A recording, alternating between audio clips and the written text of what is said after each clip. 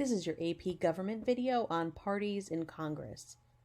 We just talked about political parties, and remember, these are private groups of citizens who band together to try to get people elected.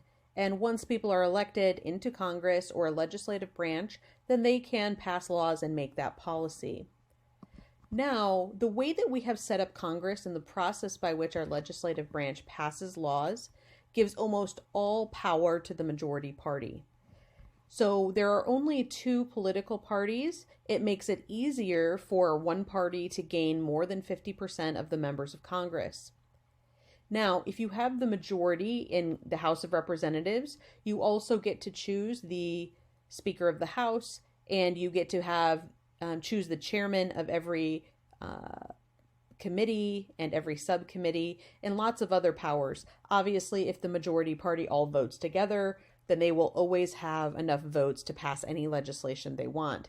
But remember, parties in Congress do not have to vote with their party. Members of Congress can also vote their conscience and, of course, break with their party to side with the other people.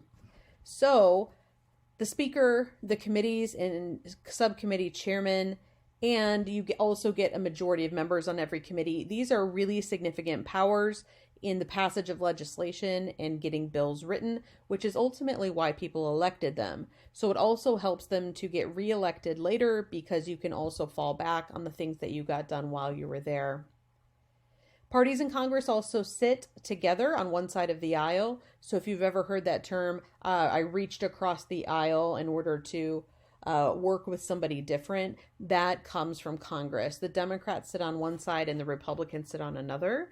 There are some members of Congress who are elected from third parties. They have to be invited to caucus with or have conferences with one of the two main parties. And then party leadership encourages them to vote together.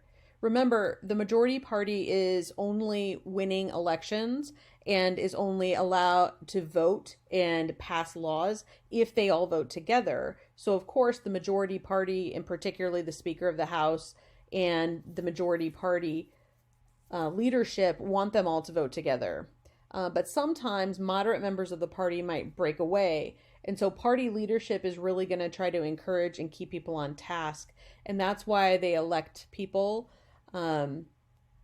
like a party chair, and then they also have whips that they elect who try to keep everybody's vote in line.